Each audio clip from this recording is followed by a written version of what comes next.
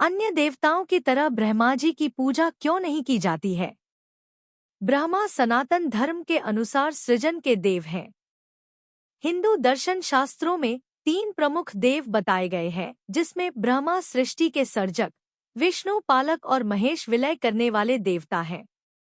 व्यासलिखित पुराणों में ब्रह्मा का वर्णन किया गया है कि उनके 4 मुख हैं, जो 4 दिशाओं में देखते हैं।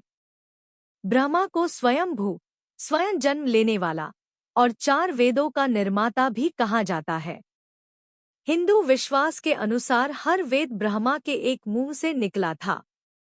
भगवान ब्रह्मा त्रिदेवों में सबसे पहले आते हैं। ये लोग पितामह होने के कारण सभी के कल्याण की कामना करते हैं, क्योंकि सभी इनकी प्रजा हैं। देवी सावित्री और सरस्वती जी के अधिष्ठाता होने के कारण ज्ञान, विद्या व समस्त मंगलमयी वस्तुओं की प्राप्ति के लिए इनकी आराधना बहुत फलदायी है। वे ही विधाता कहलाते हैं। भगवान ब्रह्मा की पूजा आराधना का एक विशिष्ट संप्रदाय है जो वैखानस आगम के नाम से प्रसिद्ध है।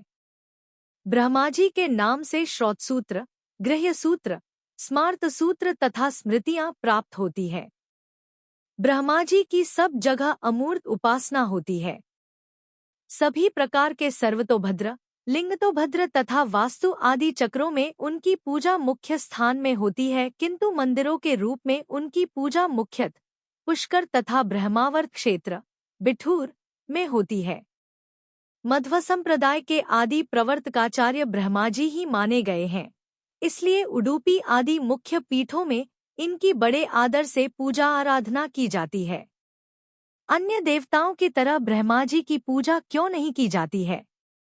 भगवान विष्णु, शिवजी, श्री कृष्ण, श्री राम, देवी दुर्गा और हनुमान जी की प्रतिमा की तरह ब्रह्मा जी की प्रतिमा की पूजा न होने का कारण पद्मपुराण के सृष्टिखंड में दिया गया है।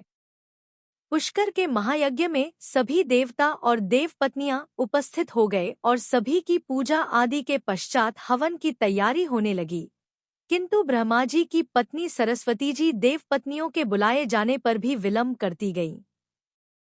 बिना पत्नी के यज्ञ का विधान नहीं है और यज्ञ आरंभ करने में बहुत विलंब देखकर इंद्र आदि देवताओं ने कुछ समय के लिए सावित्री नाम की कन्या को ब्रह्मा जी के वामभाग में बैठा दिया। कुछ देर बाद जब सरस्वती जी वहां पहुंची तो वे यह सब देखकर क्रुद्ध हो गईं और उन्होंने देवताओं को बिना विचार किए काम करने के कारण संतानरहित होने का शाप दे दिया और ब्रह्मा जी को पुष्कर आदि कुछ स्थानों को छोड़कर अन्य जगह मंदिर में प्रतिमा रूप में पूजित न होने का शाप दे दिया। यही कारण है कि ब्रह्मा जी की मूर्ति रूप में पूजा आराधना अन्य जगह नहीं होती है, किंतु इससे ब्रह्मा जी का महत्व कम नहीं होता, क्योंकि 12 भागवताचार्यों, भगवान ब्रह्मा, भगवान शंकर, देवर्षि नारद, सनकादि कुमार, महर्षि कपिल, महाराज मनु, भक्त प्रहलाद, महाराज जनक, भीष्म पितामह, दैत्यराज बलि, महामुनि सुखदेव जी और यमराज जी में ब्रह्मा जी का प्रथम स्थान है। सृष्टि के आदि में भगवान शेषशायी विष्णु की नाभि से एक ज्योतिर्मय कमल प्रलय सिंधु में प्रकट हुआ और उसी कमल की कर्णिका पर ब्रह्मा जी प्रकट हुए। ब्रह्मा जी ने यह देखने के लिए कि यह कमल कहाँ से निकला है, उसके नाल छिद्र में प्रवेश किया और सहस्त्रों वर्षों तक उस नाल का पता लगाते रहे। पर जब कोई पता न लगा तो उसी समय अव्यक्त वाणी में उन्हें तप शब्द सुनाई दिया और वे दीर्घकाल तक तप करते रहे। उन्हें अंत करण में भगवान के दर्शन हुए और भगवान ने 4 श्लोकों में चतु श्लोकी भागवत का उपदेश किया। ब्रह्मा जी ने यह उपदेश देवर्षि नारद को और नारद जी ने भगवान व्यास जी को यह उपदेश किया। व्यास जी ने श्रीमद् भागवत के रूप में इसे शुकदेव जी को पढ़ाया। इस प्रकार संसार में श्रीमद् भागवत के ज्ञान का प्रकाश फैला। जब कभी पृथ्वी पर अधर्म और अनीति बढ़ जाती है तो पृथ्वी माता दुराचारियों के भार से पीड़ित होकर गौ का रूप धारण कर ब्रह्मा जी के पास ही जाती है। इसी तरह जब देवता भी दैत्यों से पराजित होकर अपना राज्य खो बैठते हैं तो वे भी प्राय ब्रह्मा जी के पास ही जाते हैं। भगवान ब्रह्मा देवताओं के साथ भगवान विष्णु की स्तुति करते हैं और तब जैसा भी भगवान का आदेश होता है वैसा कार्य करने का आदेश वे देवताओं को देते हैं। इस प्रकार भगवान के अधिकांश अवतार ब्रह्मा जी की प्रार्थना से ही होते हैं। अतः भगवान विष्णु के 24 अवतारों में प्राय ब्रह्मा जी ही निमित्त बने हैं। जब भी विश्वामित्र या पृथु जैसे समर्थशाली सृष्टि में व्यतिक्रम करने लगते हैं तो सृष्टि में सामंजस्य बनाए रखने के लिए उन्हें समझाने के लिए ब्रह्मा जी को ही आना पड़ता है।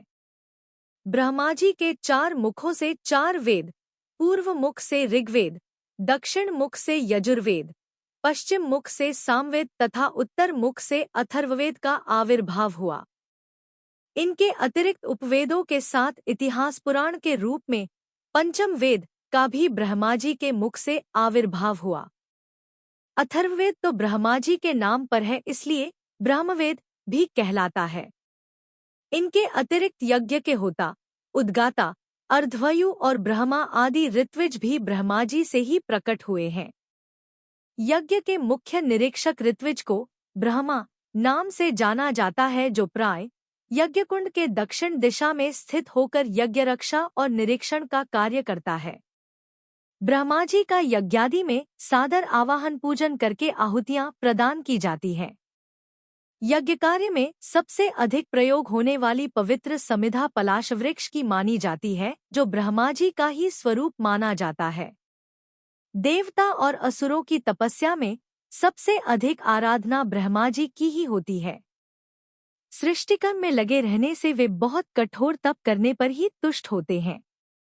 विप्रचित्ति, तारक, हिरण्यकशिपु, रावण, गजासुर तथा त्रिपुर आदि असुरों को इन्होंने ही अवध्य होने का वरदान दिया था। देवता, ऋषि, मुनि, गंधर्व, किन्नर और विद्याधर आदि इन्हीं की आराधना करते हैं। ब्रह्मा जी ने पुष्कर, प्रयाग और ब्रह्मावर्त क्षेत्र में विशाल यज्ञों का आयोजन किया था, इसलिए ब्रह्मा जी के कमल के नाम पर पुष्कर और यज्ञ के नाम पर प्रयाग तीर्थ स्थापित हुए, जिसे सभी तीर्थों के राजा, पुरोहित व गुरु माना गया है। काशी के मध्य भाग में ब्रह्मा जी ने 10 अश्वमेध यज्ञ किए थे, जिस कारण इस स्थान को दशाश्वमेध क्षेत्र कहते हैं। इसी कारण भगवान ब्रह्मा त्रिदेवों में सबसे पहले आते हैं। ये लोग पितामह होने के कारण सभी के कल्याण की कामना करते हैं, क्योंकि सभी इनकी प्रजा है। देवी सावित्री और सरस्वती जी के अधिष्ठाता होने के कारण ज्ञान, विद्या व समस्त मंगलमयी वस्तुओं की प्राप्ति के लिए इनकी आराधना बहुत फलदायी है। वे ही विधाता कहलाते हैं।